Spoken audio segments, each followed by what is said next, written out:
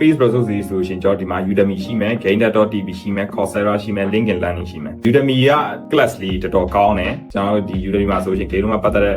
class တွေရှိတယ်အဲ့တော့သူ့ထဲမှာဆိုလို့ရှိရင်ကျွန်တော်တို့ဒီမှာပတ်စံနေပေးရပြီးတော့တက်ရတဲ့ Unity Gainer course တွေရှိတယ်เนาะအဲ့ထဲမှာမှ official ဆိုတဲ့ဒီ Ultimate Guide to Gainer with Unity ဆိုတဲ့ official Unity ကတော့ certify လုပ်ထားတဲ့ course တွေလည်းရှိသလိုတခြားအတိုင်းလည်းရှိတယ်အဲ့ဒီထဲမှာမှကျွန်တော်တို့ advanced stand ဆိုတာမျိုးဆို RPG Core Combat Creator ဆိုရှင် intermediate အတိုင်းပေါ့နော်အဲ့မှာဆိုလည်း quiz skill level ကိုဒီ junior level ကနေ intermediate level တင်ကျင်နေဆိုလို့ရှင်ဒါမျိုးတက်လို့ရတယ်အဲ့တော့ဒီ gainer.tv ကျွန်တော် link နဲ့ဝင်လိုက်မယ်ဆိုလို့ရှင်သူရဲ့ website ပေါ်လာလိမ့်မယ် Gainer Guest တွေ Unreal Engine တော့ Udemy Go တော့ Blender တော့ပါရှိနေပါပြီအဲ့တော့ Go က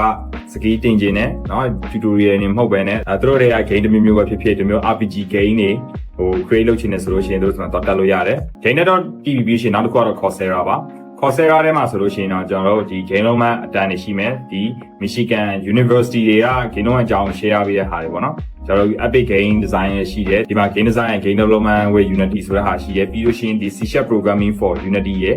C+ Programming for Unreal Game Development ဆိုတဲ့အတန်းအတန်းရှိရပါတော့နောက်ဆုံးတစ်ခုကတော့ LinkedIn Learning မှာ